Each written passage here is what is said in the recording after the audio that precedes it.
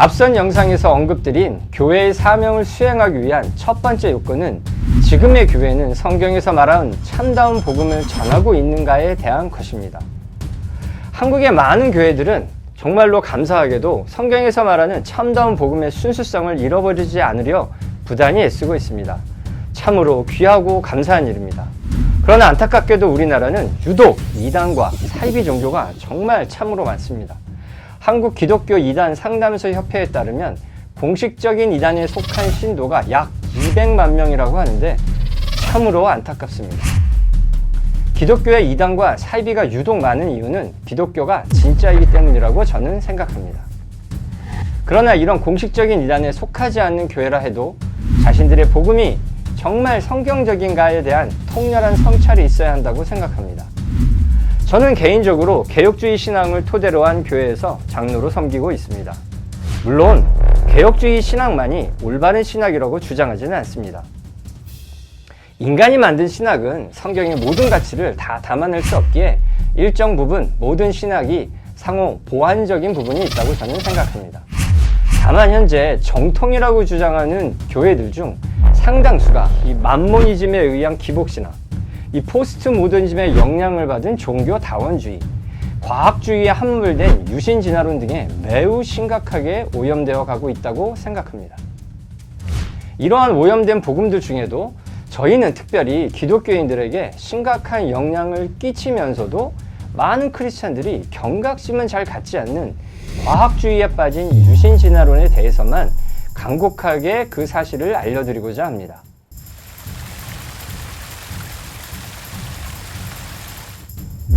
위키바카에서 유신진화론은 신이 우주를 창조할 때 자연계의 생명체에 진화 능력을 부여해서 현재의 다양한 생명체들이 생겨났다고 보는 기독교 창조론의 하나라고 소개합니다. 과연 위키백과가 소개하는 것처럼 유신진화론은 그저 다양한 창조론 중에 하나일까요? 결론부터 말하면 절대로 그렇지 않습니다. 유신진화론 안에서도 다양한 스펙트럼이 있습니다. 그러나 유신진화론자들은 대체로 무에서 유를 창조하신 창조주 하나님이 창세기에 쓰여진 문자 그대로 모든 생명을 6일 동안 그 종류대로 창조하셨고 창세기 1장에서 11장에 기록된 많은 기록들이 역사적 사실이라고 믿는 전통적인 창조론은 틀렸다고 주장합니다. 전통적인 창조론의 주장들은 현대인들 다수가 지지하는 진화론이라는 과학과 정면으로 상충하기에 성경의 전통적인 해석을 달리해야 한다고 주장합니다. 즉, 진화론과 상충하는 성경의 창조 기사들은 수천 년 전 사람들을 위해 쓰여진 성경의 비유적 표현으로 현대에 맞게 재해석해야 한다고 주장합니다. 유신진화론은 창세기 1장 2절과 3절 사이에 빅뱅 이론이 주장하는 만큼의 긴 간극이 있었다는 간격 이론이나 성경의 6일 창조의 6일은 지금의 하루라는 인간의 24시간이 아닌 진화론의 연대와 흡사하게 매우 긴 것이라는 나이시대의 이론이라는 것을 주장합니다. 나아가 아담은 선행 인류, 유인연이라고도 하겠죠. 이러한 존재 중에서 특별한 선택을 받은 수컷 유인원이었다는 등의 다소 황당하기까지 한 주장을 개의치 않습니다. 이런 가설들은 모두 진화론이 성경 말씀보다 더 신뢰가 가기에 성경의 해석을 진화론에 맞추어 조작하는 사기 이론입니다. 유신 진화론자들은 과학은 그대로 인정하고 성경에서는 구원에 관한 메시지만 잘 집중하면서 이해하는 것이 지성적이라고까지 기독교인들을 설득합니다. 특히 명문대 유명 교수나 유명 기독교인이 각종 방송에 나와서 이렇게 이야기하면 학교에서 진화론을 배운 사람들에게도 매우 합리적으로 들리기도 할 것입니다. 그래서 이러한 주장에 동조하는 사람들이 교회 안에 서서히 늘어나고 있습니다.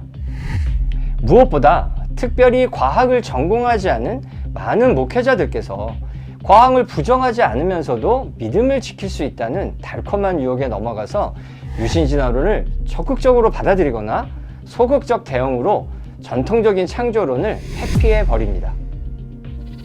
유신진화론에 점령당하기 시작한 서구 유럽 교회의 다음 세대들이 교회를 어떻게 떠나가면서 교회가 소멸해 갔는지는 이미 여러 연구들을 통해 많은 조사가 되어 있습니다. 대표적으로 루마니아의 저명한 신학자 조셉 토는 1982년 뉴 라이프라는 잡지에서 서유럽의 기독교가 무너진 데에는 두 가지 원인이 있습니다. 하나는 진화론이고 다른 하나는 진화론을 성경과 신앙에 적용한 것입니다 라고 결론을 내립니다. 진화론을 성경과 신앙에 적용한 것의 형태 가운데 대표적인 것은 성경의 신적 권위를 부정하는 것이고 또한 유신진화론이라고 할 것입니다. 유신진화론이 맞다면 성경은 절대적인 권위를 가진 생명의 책이 아니라 과학에 맞는 내용만 믿고 그렇지 않다고 판단되면 다 신화나 비유로 이해해야 하는 정말 매우 불편한 이스라엘의 설화집 정도가 됩니다.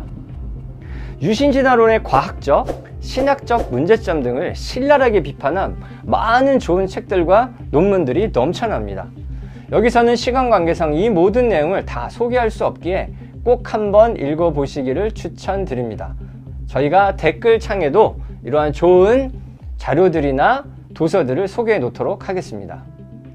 대신 여기서는 이 유신진화론이 왜 오염된 복음인지를 신학적인 측면에서만 간략하게 요약해서 설명드리고자 합니다. 그리고 다음 영상에서는 교회의 암세포처럼 퍼져나가는 유신진화론과 학교, 공교육에서 법칙처럼 가르쳐지는 진화론이 어떻게 유럽 교회들의 다음 세대를 교회로부터 떠나가게 했는지에 대해 자세히 다루도록 하겠습니다.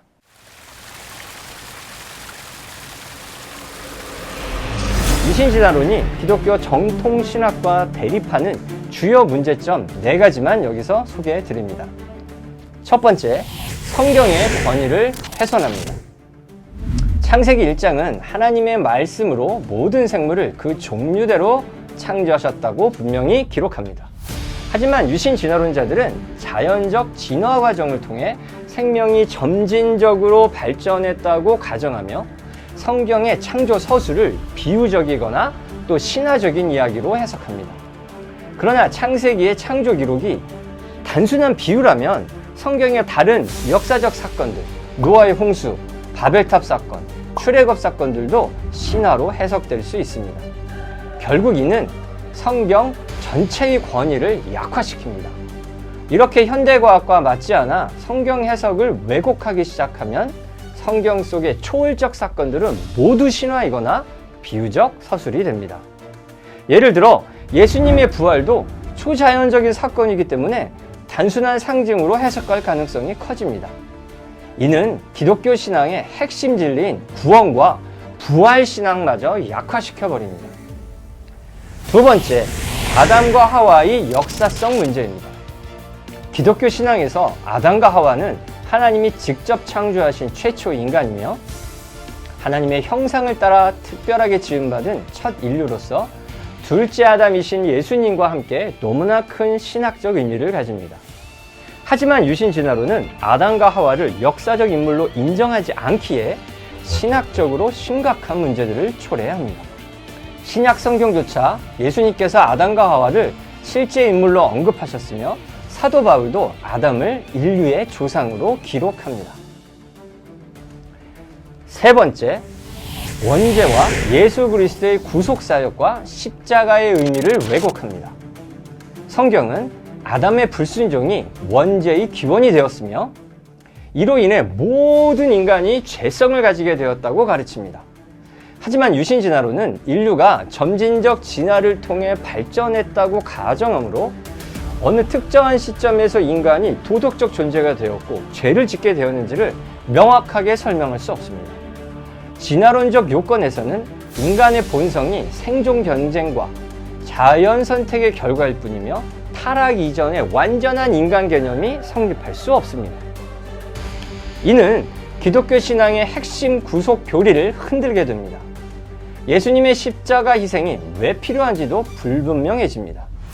신약 성경은 예수 그리스도를 마지막 아담으로 묘사하며 아담이 인류의 죄를 가져온 것처럼 예수님께서 새로운 생명을 가져오셨다고 설명합니다.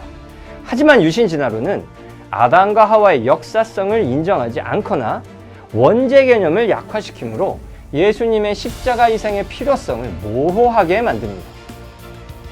기독교 신앙은 예수님의 십자가 죽음과 부활이 죄로부터의 구원을 제공한다고 가르치는데, 유신진화론을 수용하면 이러한 신학적 토대가 완전히 무너지고 맙니다.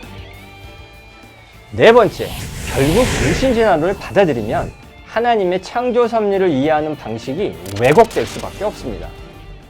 성경은 하나님이 모든 것을 계획하고 다스리시는 분이며 창조에도 분명한 목적과 섭리가 있음을 강조합니다.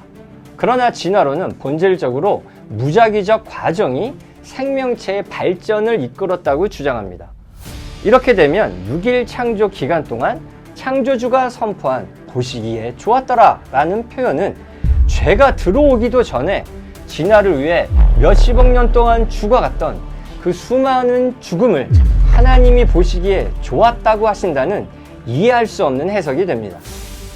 만약 하나님이 무작위적인 진화 과정을 통해 생물을 창조하셨다면 창조의 의도와 인간의 가치는 또한 어떻게 정당화될 수 있겠습니까?